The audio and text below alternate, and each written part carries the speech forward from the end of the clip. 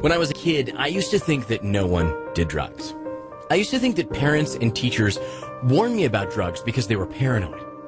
I didn't know the difference from uppers or downers. I didn't know that drugs could be injected, snorted, or smoked because I was a kid. At age 15, I started to chew tobacco, drink, and use recreational drugs.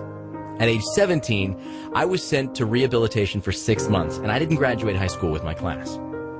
After 6 months of rehab, I graduated, and I went right back into my old addictions. Then I got in trouble with the law. I wasn't a criminal, I told myself. I was just addicted. When I was 20, my close friend died from overdose.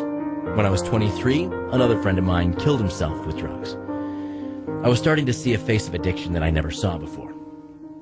I moved away, hoping my addictions wouldn't chase me. Well, I was wrong. I chewed tobacco so much that I had to have surgery, grafting pieces of my skin to my gum line. In and out of rehabs, having parts of my mouth removed and watching helplessly as some of my closest friends died around me. That didn't stop my addictions. The brain doesn't care if you spend 5 days or 5 years in rehab. It doesn't care if you get poker chips for every day you're sober. It doesn't care if you just graduated rehab, and it might even say, "Good job.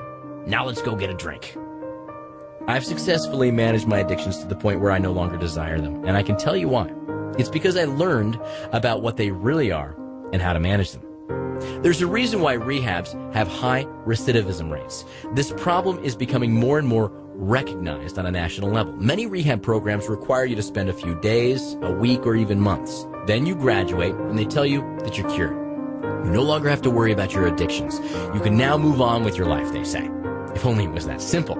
Learning what they are and how to manage them is when you take control of your addictions instead of them controlling you.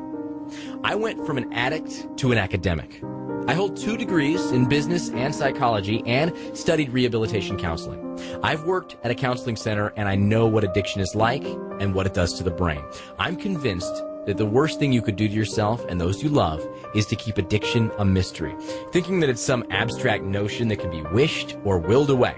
Scientists call the brain a team of rivals because the brain is a multiple structured system in which the different structures fight each other for dominance. And in order for the brain to operate properly, it must be at balance. To put it in simple terms, there are 2 parts of the brain, the limbic system and the prefrontal cortex. This limbic system is not controlled by the conscious mind. Researchers believe that nearly 90% of subconscious human behaviors are driven by this limbic system. This is the part of the brain that reveals itself when you shiver in freezing temperatures, or when your heart beats, or when you blink your eyes. You don't consciously control these things, they just happen. The limbic system focuses on keeping us safe from danger, and it prompts us to engage in behaviors that will satisfy these needs. It doesn't focus on what's right or wrong, good or bad, moral or even immoral.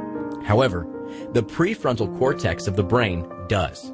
What largely makes humans different from animals is this higher functioning brain. This is the part of the brain that reasons. It's logical, and it understands consequences. Often, people with addictions describe feeling as if there are 2 different people competing against each other. One that desperately wants to quit, and the other that strongly urges them to continue. Now, instead of thinking that a craving is a sign of weakness or a lack of willpower, or the inability to keep promises or commitments, it's a pre-rational urge from the limbic system that actually hijacks the rational part of the brain. This is why many non-addicts do not understand why an addict will make commitment after commitment and break promise after promise to themselves and those that they love. Those close to an addict see them as a Dr. Jekyll and Mr. Hyde, where Mr. Hyde is taking over. Addicts often exhibit sudden mood changes. It's a pathological problem in which the brain is imbalanced, where the emotional and impulsive side dominates the rational side. This is why addicts seek the short-term emotional benefits of their drug over the long-term negative consequences. And whatever the drug of choice is, it's largely the same. Scientists use the term common neural currency to describe how addictive behaviors affect the brain, because they have more similarities than differences. All addictions are chemically based in the brain. The major difference is the means of administration. Alcohol and drugs enter through the mouth, While pornography enters through the eyes, addictive behaviors create a pleasurable experience by overstimulating dopamine in the limbic reward system within the brain. The limbic system is very powerful and often makes the addict feel as if they want to do something even though it's not rational. An addict's behavior may even go against his or her values and commitments. They want the cravings to stop, but often don't know how to control it.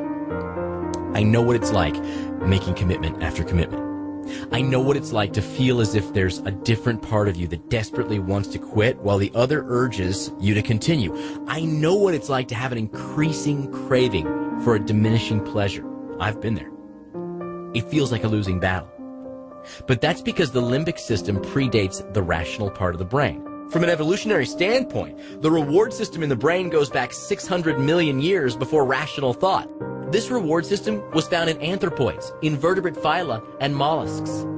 Pharmacological agents, pornography, and other addictive behaviors are completely new features within our modern environment. This explains why addicts will sacrifice anything and everything to obtain their drug of choice, because it activates an ancient incentive system for survival. Our brains are not prepared to deal with ready-to-access rewards, and it's getting worse. Pornography, for example, can now be pumped into our homes 24/7. But there's hope. The limbic system cannot make decisions in and of itself. It must get the approval of your higher functioning brain in order to act. The limbic system only reports what it feels. When an addict gives into this feeling, he may feel confused because the strength of the craving has superseded the pleasure itself. The addict feels as if he's been tricked. The addict's brain starts to have an increasing craving for a diminishing pleasure, and the longer the addict fails to act properly to these feelings, the harder it becomes to act at all. And in the end, the less he feels he should. Understanding the science of addiction can help you and those you love. Click the link right below this video to get started. And remember, if you decide at any point within the 60 days that this isn't right for you, I'll send you a full refund, no problem. You'll just have my sincere thanks for at least giving it a try. So click the link below, and I'll see you on the other side.